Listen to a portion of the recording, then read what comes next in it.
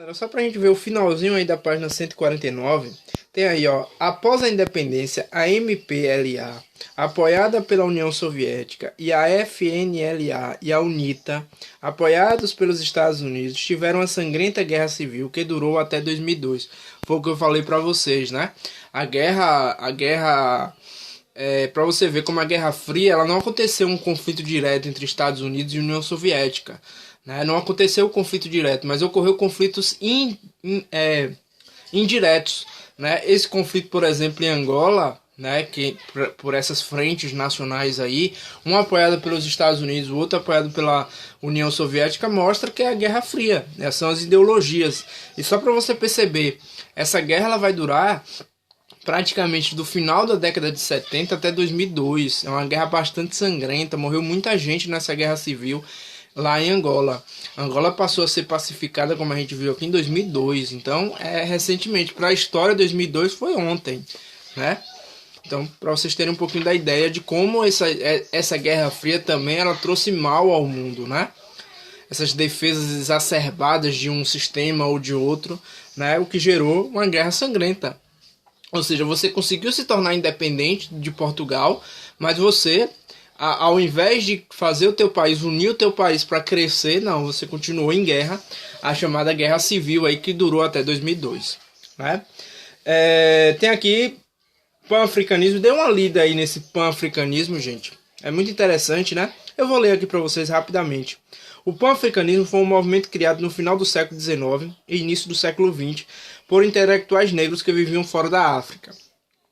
A ideia central do pan-africanismo era a união dos povos negros para lutar contra a injustiça e por melhores condições de vida. O pan-africanismo que ainda é atuante até hoje, né? Foi um movimento criado por intelectuais negros que não viviam na África, mas que defendiam a união dos negros para viver melhor, né? A gente sabe que os negros eles tiveram uma consequência muito grande dessa escravidão, desse colonialismo, né? E também da escravidão lá do século XVI, né? Então, o pan-africanismo é uma tentativa de unir todos em prol de uma melhoria de vida para os negros no mundo, né? Figuram como formuladores importantes das ideias do pan-africanismo Edward Burgh Du Bois e Marcus Mosier Garvey, cujas propostas eram divergentes. Esse movimento foi fundamental para a história da África, pois alimentou a constituição da identidade negra. Foi um importante instrumento de unidade da luta dos africanos por reconhecimento de direitos humanos, igualdade racial, além de ter elemento agregador na luta pela independência. Ou seja, foi um movimento importante também para a luta pela independência, né? E, logicamente, que foi um movimento também visando a união dos povos negros, né? Para que acabassem com as guerras civis, como, por exemplo, a Guerra Civil de Angola, que durou de 75, 76 até 2002, né? Desafios atuais, só para a gente finalizar aqui o assunto, né? Os novos estados africanos enfrentaram, depois da emancipação política, problemas diversos de divisão instaurada pelos países europeus permaneceu.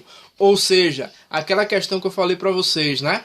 Que os portugueses, ao chegarem na África, ali, eles colocaram fronteira com fronteira de inimigos, né? De etnias que não se davam muito bem, eles colocaram uma junto à outra. Para quê? Para controlar o território. Mas quando eles saíram de lá, quando esses países se tornaram independentes, o conflito entre essas etnias continuaram.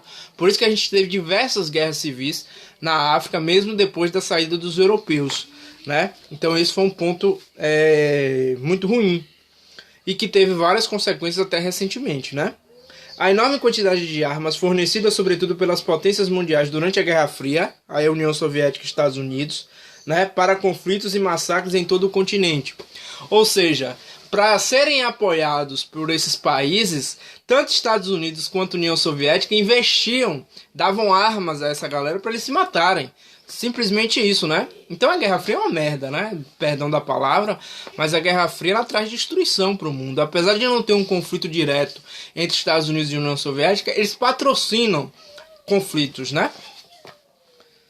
Atualmente os países africanos tendem a superar enormes desafios originados na colonização e do despreparo dos diversos dirigentes que governavam os países no período da pré-emancipação. Ou seja, o que é que ele quer dizer aqui? Que ainda existem problemas relacionados à colonização, né? A colonização ali na África, o imperialismo, ela foi no século XIX, né? Há 2 séculos atrás. Isso para a história, as consequências para a história em 2 séculos é muito recente ainda, né? Se nós, brasileiros, temos a consequência ainda da nossa colonização lá no século XVI, XVII, XVIII, XIX, né? Se a gente ainda tem consequência da nossa colonização, que foi um pouco mais para trás, imagine os africanos que a sua colonização, o seu imperialismo foi no século XIX. Né? Então as consequências ainda são muito grandes. Nós vivemos uma consequência muito grande daquele período de colonização por nós termos sido uma colônia de exploração. As consequências são enormes: desigualdade social, racismo, né, grandes latifúndios, né, concentração de terra, concentração de renda. Tudo isso é consequência do nosso período colonial lá de trás. Então, se a gente tem consequências ainda hoje, imagine eles que tiveram o seu período de colonialismo, de imperialismo, né, muito mais recente. Certo? Gente, por favor, ao finalizarem aí esse vídeo, façam a atividade da página 151, as questões de sistematizar. São 4 questões aí, vocês vão fazer essas questões e se der tempo ainda volto com a correção hoje. Beleza?